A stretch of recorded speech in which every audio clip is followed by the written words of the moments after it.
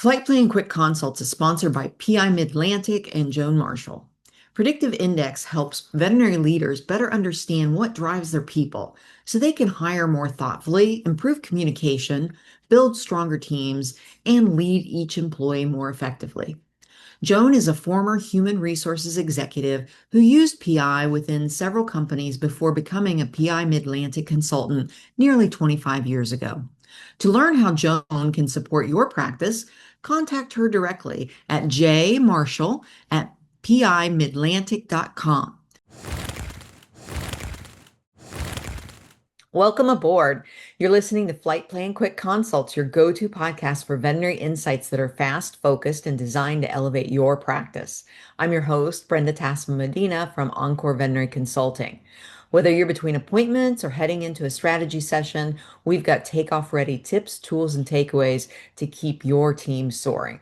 So buckle up as we discuss the cost of hiding our humanity with Dr. Natalie Marks. Welcome, Natalie. Please let our listeners know a little bit more about yourself. Thank you, Brenda, so much for having me here. It's great to be with all of you. I'm a small animal veterinarian by training, practiced for over 20 years, owned a large practice in Chicago for a majority of that, and spent some time in Atlanta prior to my Chicago stint. Since exiting clinical practice, I do quite a bit of teaching and consulting. I'm also chief veterinary officer for two companies, a diagnostics company out of the UK focusing on microRNA, so early detection of disease, and then also OpenVet, which is a clinical AI partner for practicing veterinarians in the US and now global. And I also co-own and run VANE, which is the Veterinary Angel Network for Entrepreneurs. So we focus on direction, connection, and funding for startup companies in animal health, propelling innovation forward. You are a busy lady. I It am. I all like to sounds be busy, fascinating. but yes, I definitely am. Well, I ran across your article and I just really, it hit home with me. And I thought, oh, we need to be talking about this more. And it was in today's Veterinary Business, if I'm not mistaken. And I ran across it a couple of weeks ago. I'm just really excited to have you on the podcast today so that we can dive a little bit deeper into this topic. So, in your article, you talk about the cost of hiding our humanity. And when you say hiding, what does that actually look like in today's veterinary practices? What are the subtle ways that we ask ourselves or our teams to leave part of who they are at the door? Yeah, and thank you for acknowledging. This was a hard article actually for me to write because the impetus came from my experiences with my mom in her last months of life dealing with brain cancer and our experiences with the human healthcare team and those that did hide their humanity from us and what it felt like on the other side of that exam table and those that didn't. And I started thinking about how that related to veterinary practice, both myself as an associate, sort of working my way up to practice owner, and then from the other side of that, how our customers, how our pet parents and clients and extended family and team members feel when they are asked to hide. And I thought about even what I did to hide that. And one of the most common ways I see that, and I think everyone listening to this could relate to it, is you have a euthanasia at 4 o'clock. It goes till 4:55 and you have a new puppy or kitten exam at 5 o'clock. And we hide so beautifully. I have that in quotes because I think it's a sad, beautiful. Yeah. The pain that we experience and empathize going through that euthanasia experience, and often they're extremely painful for everyone in that room, and then are expected to have this bright, shiny, sunny face 5 minutes later with a brand new client who expects that and deserves that, right? Right. But that's not how we feel. And Mhm. we often also, and I see this quite a bit in younger associates who are confused and perhaps need guidance and mentorship of, am I allowed to grieve with that family? Am I allowed to cry when something happens? Am I allowed to show that this really hurt when I lost this hemoabdomen on the table, or I lost this respiratory distress cat in the treatment area on emergency? Are we allowed to show emotion? And if so, what level, to what depth, how long, to who? So I saw that quite a bit in human healthcare. And personally, I related so much more to the clinicians that we met with my mom, who did show they were human. Mhm. It felt more authentic. I felt more connected to them. I felt like then I could show that, showing pet parents that we feel it. We are human. We're not robotic. And I think that's something that as teams we need to align on in our hospitals is what are the answers to all those questions, but most importantly is to allow people to be human, to Mhm. have, and we'll get to some of the tactics around that, but that is so critical for every team member in our hospital to be allowed the time and space to show their humanity. Yeah, as you were talking, I was reflecting on when I was a CSR, and I can remember distinctly, I cry very easily, um, very I do too. sensitive. And I don't think, it made me embarrassed, and I would try and get out of the room as quickly as possible because I'm like, what am I doing? I'm losing my emotions in this room because no one told me that was okay, right? And I Yes. think a lot of our team members feel that way. Yes. So as a consultant myself, I work with a lot of practice owners and managers, and I really see that they're under a tremendous amount of pressure to improve efficiency, Right. profitability, access to care. These are things that are super hot topics right now. From your point of view, how can leaders pursue those very real business goals Mhm. without unintentionally creating an environment where people feel they have to suppress their emotions, their humanity? Yeah. I love this question because I've thought about this a lot and as well. And what I want people to understand is that creating efficiency does not equal erasing humanity. You create efficiency in your practice to allow humanity to happen so that Yeah. you have the extra cushion, so that you have the extra time, so that you can schedule not back to back euthanasia, euthanasia, euthanasia, or euthanasia puppy visit, right? So that you have the ability to show humanity to clients. Because, again, owning a very successful hospital in Chicago where I had, you know, decades and decades of families and legacy clients who kept coming back, I never heard from them in reviews. I'm only a client at this hospital because they have the speediest checkout process known to man. It was because Dr. Marks stayed with me after hours, grieving with me with my pet because we took care of this golden for 12 years of life, right? That's not why people stay.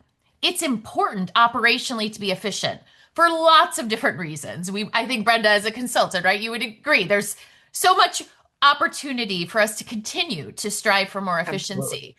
But the connection is what retains clients, right?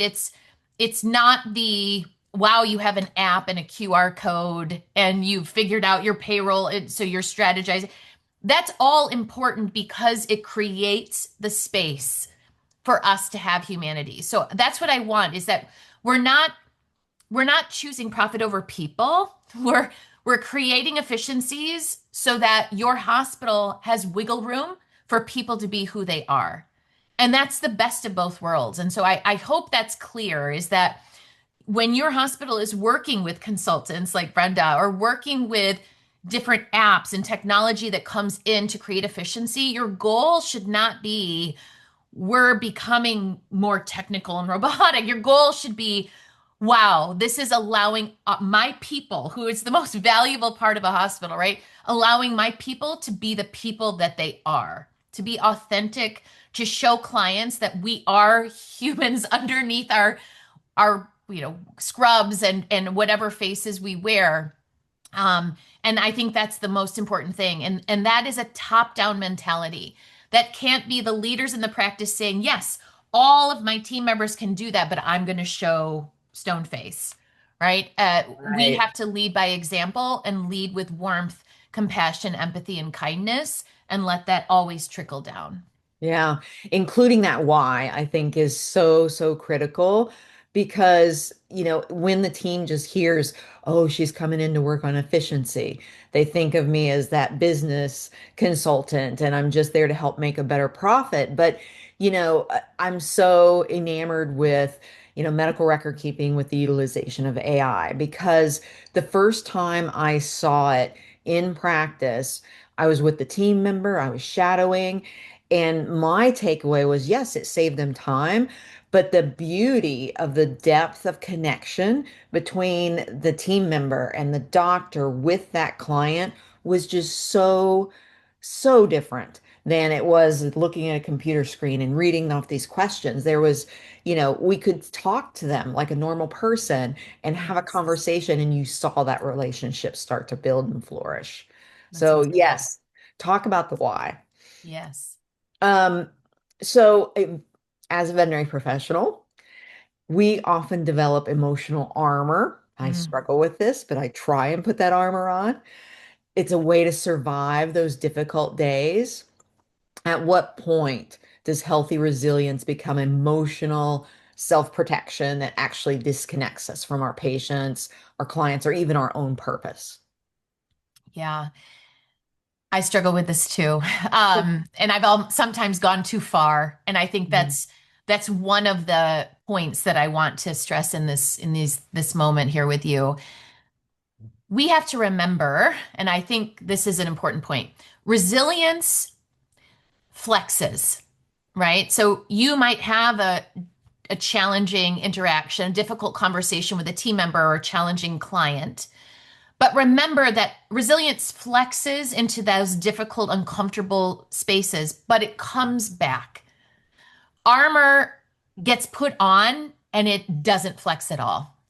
So it takes some self awareness and reflection as a veterinary professional in any role in a hospital to step back and say, have I put on my sort of coat of resilience today, or am I shielded in full armor? Because the people shielded in full armor are the ones that are saying, when someone says to you, how are you doing today? I'm fine. I'm fine. Just moving on. Or you are in a euthanasia and you find yourself numb. I have Mm, no feeling about this either way. I have no feeling, whether it's could even be frustration. I'm two clients behind and this should have been something else. And you're going through all these. But if you aren't feeling anything, if you've gotten to a point where nothing seems to touch you inside, it's because you've left your armor on too long and you're mm, not choosing healthy resilience.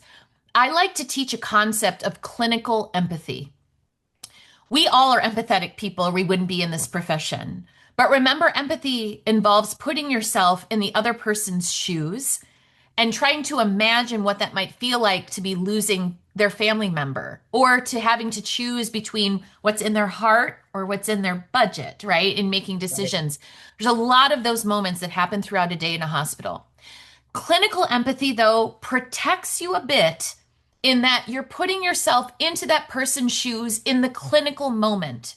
Not, wow, now not just I'm dealing with having to decide, I've got a bleeding abdomen in front of me and this client's trying to make decisions about whether to pursue treatment or choose end of life discussions.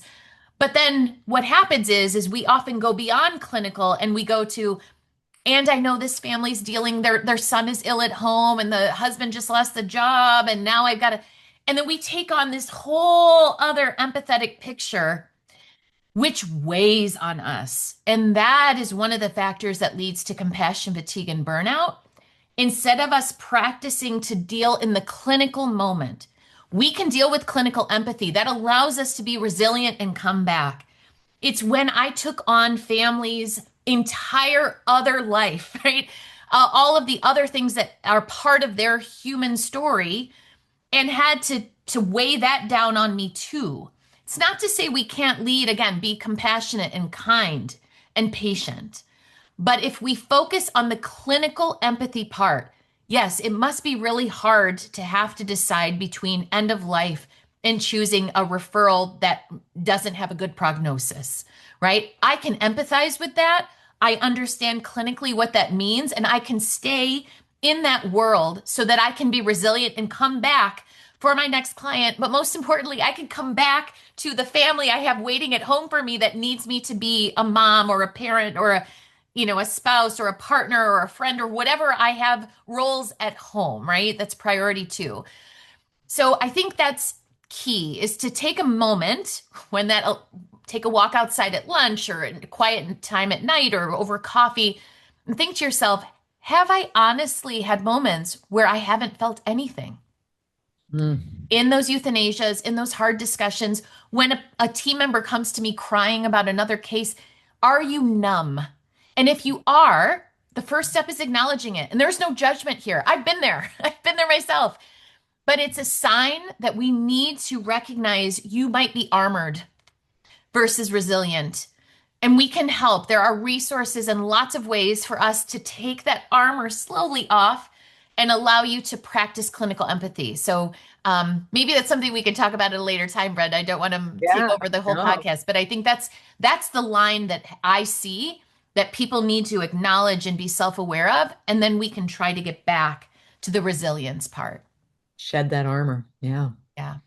So if a hospital leadership team were listening to today's podcast, this conversation together, and they wanted to start creating a culture where people feel safer being authentically human, what's one practical change that they could make tomorrow? I would say it's permission to pause.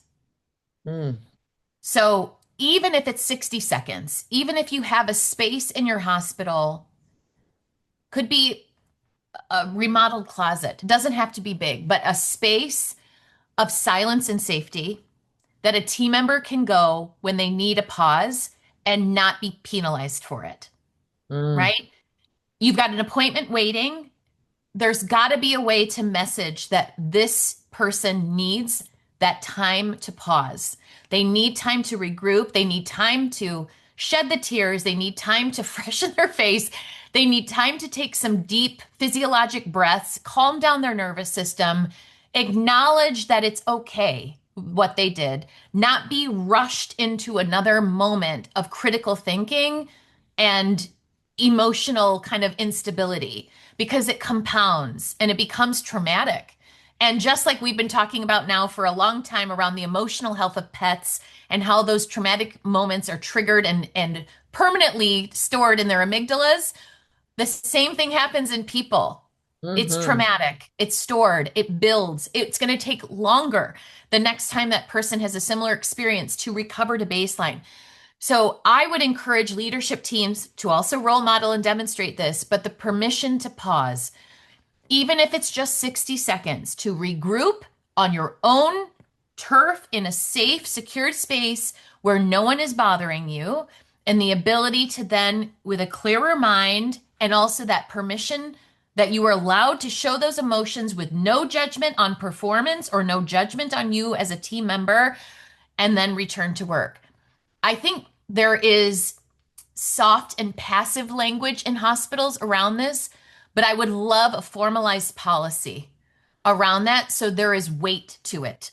Because I don't think every hospital holds people accountable to this as much as they say. Because it's easy to see, especially clients, I've been waiting, blah, blah, blah, or a phone calls waiting, or an email's waiting, and pretty soon, I know this happened to me as an owner. I've got 4 people standing outside my office waiting because got to answer all these different questions. We're human too. So you get permission to pause after a challenging conversation, after a sad case, after an outcome that's not expected, a complication, anesthesia. Everyone gets permission to pause. And I think if we could formalize that across the board and hold people accountable in the best way, right? That they do get Yeah. that permission without judgment or penalization on performance, it would change the game. You said something I think very important, which was the leadership team has to model this for them. I remember working with a client who he was taking me a tour through his practice and he'd built the most beautiful staff break area with couch and all. He'd taken everything into consideration and he said, "Yeah, but nobody uses it."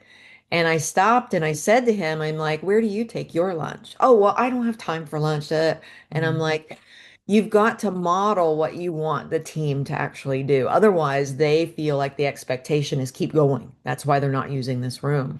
And Yeah. so I think that is a very important point here because I could see some of our listeners running out and saying, oh, let's just create a little meditation room.